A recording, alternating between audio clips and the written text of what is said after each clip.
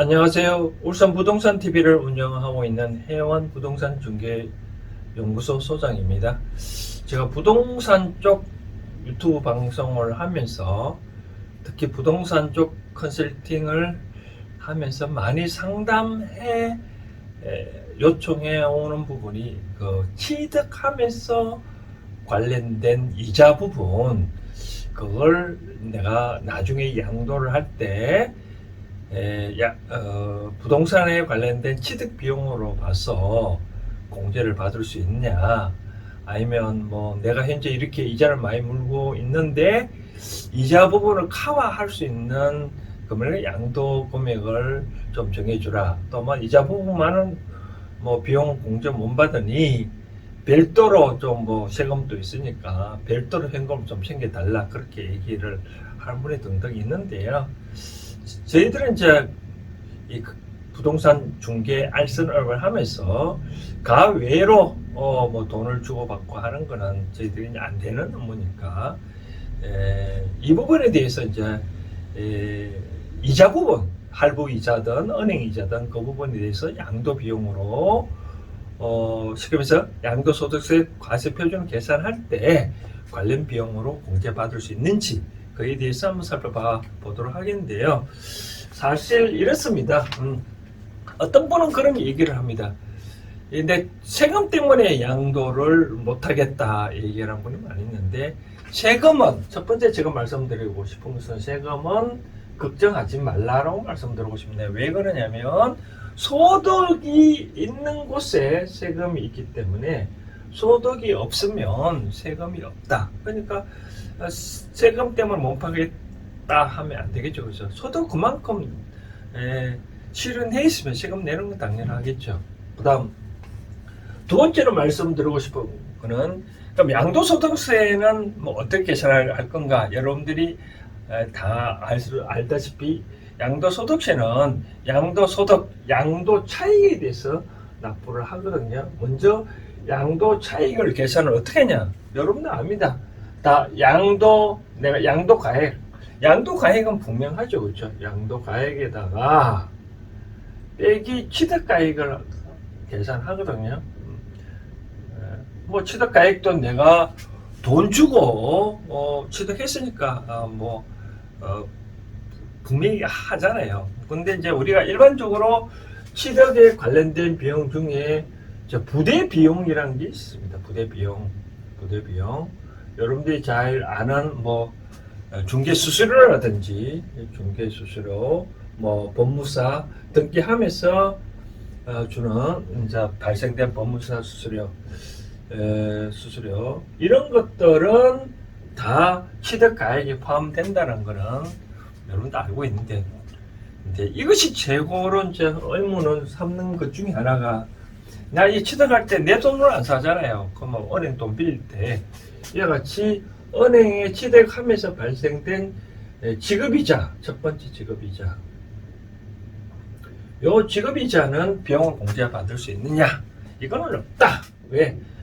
개인 같은 경우에는 지급이자 같은 경우에는 업을 안 하잖아요. 말 그대로 사업을 안 하니까 그 사업과 관련된 비용이라면 되는데, 개인은 부동산 업을 안 하니까 그 업에 관련된 비용이 아니니까 지급된 공제를 못 받는다. 그 다음 이제 이런 경우가 있겠죠. 이제 할부이자라고 있는데요. 할부이자가 통상적으로 개인 사인 간에는 크게 발생되는 건 없는데, LH공사로부터 토지를 하나 분양을 받는다 라고 했었을 때, 통상자 LH공사로부터 토지를 분양받는 경우는 거기에 세 가지가 있잖아요. 첫 번째는 이제 이주자 택지가 있고, 두 번째는 이제 헤비 택지가 있고, 세 번째는 이제 입찰로 해서 이제 받는 경우가 있는데, 이주자 택지와 헤비 택지 같은 경우에는 이미 권리가 정해져 있잖아요. 이주민이 발생됐다든지 뭐 순순히 내가 땅을 수용당했기 때문에 주는 헤비 택지, 이런 부분은 권리가 발생되고 난 다음에 여러 가지 토지 조성하기 때문에 소유권 이전 등기 받으려면 한참 시간 되잖아요. 그렇죠? 그와 같은 이하 부분들은 통상 할부 이자가 발생을 하지 않습니다. 이제 근데 입찰로 된 거는 이제 LH 공사 이제 땅을 팔 때 보면 입찰 같은 경우는 바로 이 할부로 예를 들어서 이런 경우가 있잖아요. 뭐 계약금을 납부를 하고 1차 중도금, 그다음 2차 중도금, 3차 중도금, 이제 4차 이렇게 잔금을 하는데 이때 이제 계약 기간이 통상 1년 이상 된 경우에는 LH 공사에서 이렇게 분할 납부하는 경우에는 중간에 이자를 더 납부해라 라고 얘기를 하거든요. 이 할부 이자, 이 할부 이자는 왜 발생되냐면 계약과 체결과 동시에 소유권 이전 등기를 바로 해줄 수 있거든요. 그런데 이렇게 소유권 이전 등기를 안 해주고 중도금 잔금을 내가 미리 다 납부를 하면 또 바로 등기를 해주잖아요. 그렇죠? 그것처럼 등기를 안 해가는 대신 또 이렇게 중도금으로 토지를 취득하는 경우에는 그 기간에 기한 이익은 상대방이 있다 해서 그 할부 이자를 납부를 하고 있습니다. 그러면 이 할부 이자는 그러면 요 취득가액에 포함될 수 있느냐라고 질문 많이 하는데 이와 같은 부분은 할부 이자는 취득가액에 포함됩니다. 그러니까 이건 소득세법 시행령에 의거고 반드시 포함된다. 그러니까 예를 들어서 내가 LH공사에서 8억의 계약은 매매 계약을 체결했는데 요 중도금을 이렇게 순천히 납부하고 중간에 할부 이자를 만약에 H공사에 5천만 원을 줬다 라고 얘기를 한다면 그럼 나의 취득가액은 8억이 아니라 할부 이자 준 만큼 8억 5천이다. 내가 그래서 만약에 이 땅을 다시 9억에 만약에 팔았다면 양도 차익을 에서 세금을 납부를 한다 했으니 이때 양도 차익을 어떻게 얼마나 계산할 건가? 9억에 팔았다면 이 8억과 9억 차이 1억이냐? 1억이 아니다. 8억 5천만큼 할부 이자를 줬으니까 양도 차익은 5천만 원이다. 5천만 원 부분에 대해서만 세금을 낸다. 이런 거죠. 그렇죠?